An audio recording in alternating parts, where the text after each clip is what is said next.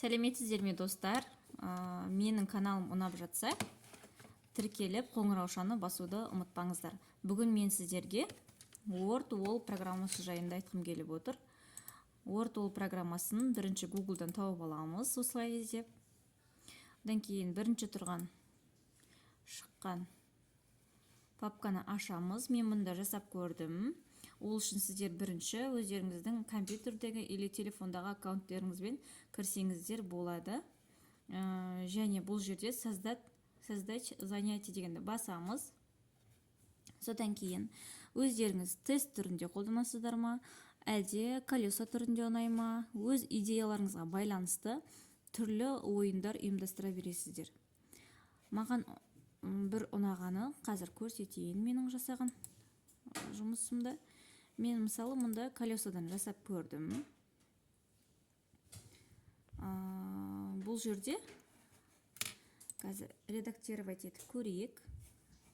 Балаларға сөздерді жылдам оқып, буынға бөліңіз деген тапсырма береміз. Мен мұнда өзен деп жаздым. Одан кейін мына суреттің үстін бассақ, өзеннің суреті шығады. Осы өзенді біз интернеттен іздеу үшін оңай іздеуімізге болады екен. Мен суретті өшірдім. Қайтадан суретті іздеу үшін интернетті өзі қосылды. Осылай өзен деп жазылып, бір суретті таңдаймыз. Осылай суретті таңдаймыз. Өзіңізге ұнаған бір суретті таңдап, осылай қоя береміз. Өркен деген адамның аты болғандықтан адамның суретін қойдым. Өсімдіктердің суретін қойға болады. Осылай жасадым. Ары қарай көрейік.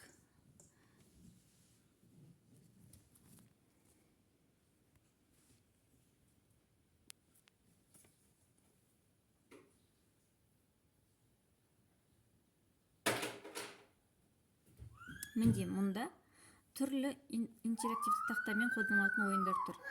Случайные колеса, карты деп тұр, поиск слов, сөздерді тап, откройте поле, неше түрлі ойындар тұр. Осыларға салып қоя берсеңіздер болады.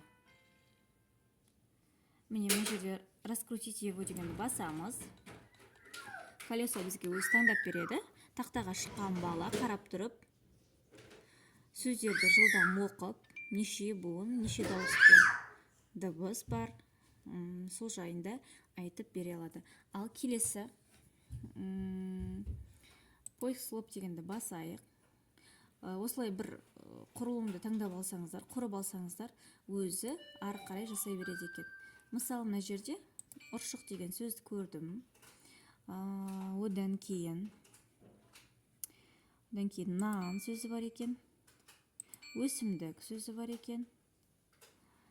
Және өзен сөзі бар екен. Үлес сөзі бар екен. Осылай балалардың ойлау қабілетін, шапшаңдығын, жылдамдығын арттырсаңыздар болады. Әрі қызығушылығын арттырады. Менің қазіргі сыныбым бірінші сынып. Соған байланысты балалар ойын баласы көбінесе көзбен көріп, қолмен ұстағанды, ойын іс-әрекеттерін жасап көргенді ұнатады. Одан кейін анаграмма ойынына салып көрейік.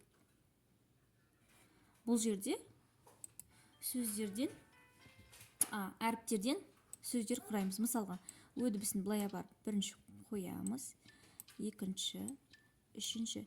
Яғни бұлай жасаған балалардың өзіне жасатқан өте қызықты. Міне, сөздерді алдына қарай жылжытсақ, өзі алып кете береді екен. Міне осылай WordWall программасының ешқандай қиындығы жоқ екен. Маған ұнады. Заманауи әрі қызықты.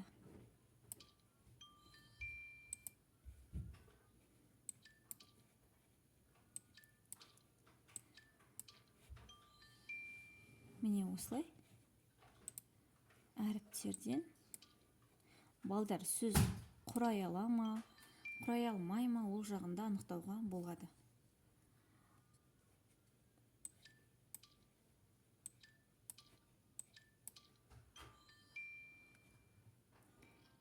осылай сөз аяқталғаннан кейін былай шығарып қояды. Таблица лидеров атыңызды жазып қалдырсаңыз болады. Міне осылай ответтерін көруге болады. Маған ұнады. Осылай түрлі мағлұматтар шығарып отырамын. Менің каналым ұнаса, тіркеліп, қоңыраушаны басуды ұмытпаңыздар. Келесі кездескенше тағы да қызықты ақпараттармен бөлісетін боламын.